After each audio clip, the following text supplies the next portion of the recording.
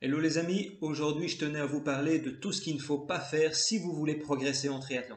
J'ai compilé pour vous les 7 erreurs les plus fréquentes que je rencontre dans l'entraînement des triathlètes, qu'ils soient débutants ou non. Et pour ne rien vous cacher, si j'en parle aussi bien, c'est parce que je les ai toutes commises. Donc si vous voulez éviter de perdre votre temps comme j'ai pu le faire, je vous conseille de prendre quelques minutes pour regarder cette vidéo. Avouez que quelques minutes de dépensées pour vous éviter des mois de galère, c'est pas cher payé, hein. Allez, c'est parti pour le jeu des 7 erreurs.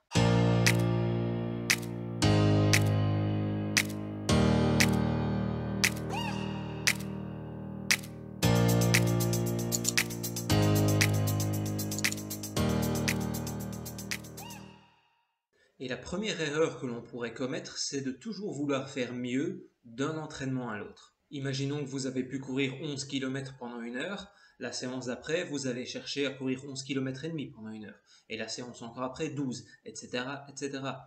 Ou alors, vous avez couru pendant une heure, c'est très bien, la fois d'après, vous allez essayer de courir 1h10 ou 1h15, et encore après 1h20, etc. Vous voyez le principe? Ça peut à première vue sembler être une bonne manière de progresser, d'y aller comme ça de manière linéaire. Mais au fur et à mesure que vous allez poursuivre dans cette voie, votre corps va surfatiguer. Ce type de progression est beaucoup trop rapide et est vraiment à proscrire. Par contre, voyez plutôt une progression par palier. Augmentez plutôt votre charge d'entraînement de 10% par semaine et toutes les 4 semaines, octroyez-vous une semaine beaucoup plus légère pour pouvoir assimiler votre progression.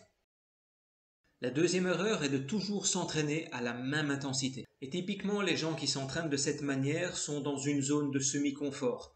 Plus lentement, ils ont l'impression de ne pas s'entraîner et plus rapide, ce serait trop difficile. Et si l'on veut progresser, c'est typiquement la zone qu'il faut à tout prix éviter. Et un des piliers de la progression est bel et bien la variation des intensités. Passez le plus clair de votre temps à une intensité très confortable pour bâtir les fondations de votre condition physique et de temps en temps monter à très haute intensité pour aller chercher ce coup de fouet qui va vous faire progresser.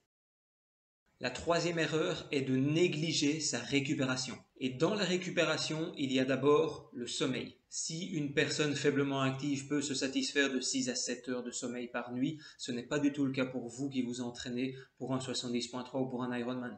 Vous avez un volume d'entraînement beaucoup plus conséquent qui nécessite au minimum 8 à 9 heures de sommeil par nuit. En plus de ces heures de sommeil, il est nécessaire de planifier sa semaine d'entraînement pour pouvoir s'octroyer des moments de récupération ou des entraînements à beaucoup plus faible intensité. Je vous explique d'ailleurs dans le détail ma manière de planifier ma semaine d'entraînement dans la vidéo qui s'affiche à l'instant à l'écran. Et rappelez-vous que moins vous êtes reposé, au plus vous risquez de vous blesser. La quatrième erreur est de négliger son alimentation. D'un côté, vous avez les personnes qui se disent « Oh, je m'entraîne tellement que je peux manger n'importe quoi », et à l'autre extrême, ceux qui ont vraiment peur de prendre du poids et qui veulent se sentir le plus léger possible pour leur compétition.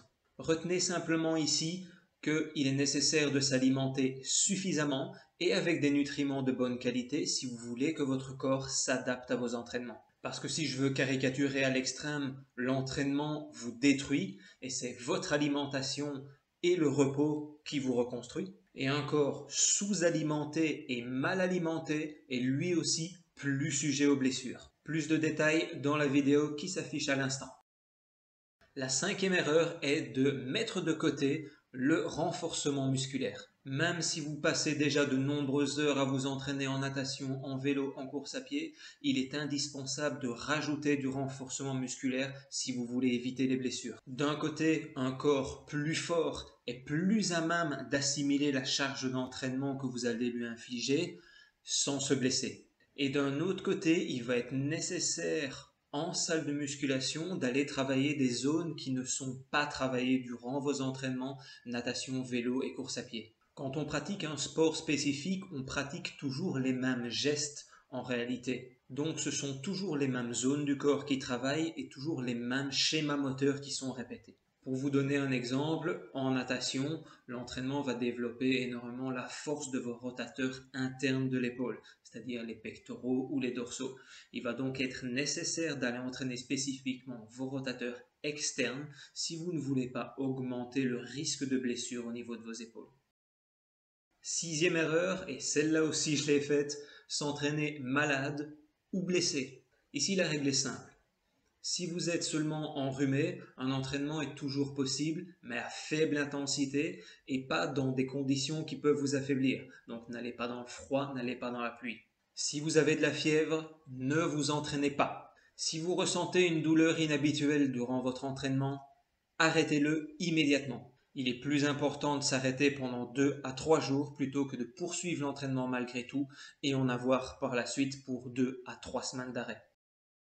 Septième erreur, ne pas se faire coacher. Si vous avez vraiment l'intention de progresser, la première chose dans laquelle vous devez investir, c'est en vous. Vous n'êtes pas des professionnels de l'entraînement, donc vous n'êtes pas censé connaître tous les tenants et aboutissants de votre entraînement. C'est seulement avec un programme personnalisé établi par un coach diplômé que vous pourrez avancer dans la bonne direction. Et même moi qui suis coach en triathlon, je délègue encore à l'heure actuelle mon entraînement à quelqu'un d'autre. Je trouve que c'est très important d'avoir un regard extérieur sur ce qu'on fait, ça donne aussi une autre vision des choses. Et pour la petite histoire, 4 mois et demi à peine après avoir démarré avec lui, je me suis qualifié pour les championnats du monde d'Ironman 70.3. C'est vous dire si ça vaut la peine.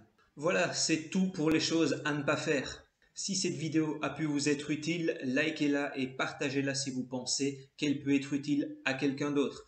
Laissez-moi une question en commentaire si vous en avez, je me ferai un plaisir d'y répondre.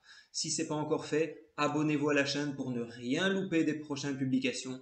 Et d'ici à la prochaine vidéo, continuez à prendre plaisir à l'entraînement. Ciao ciao!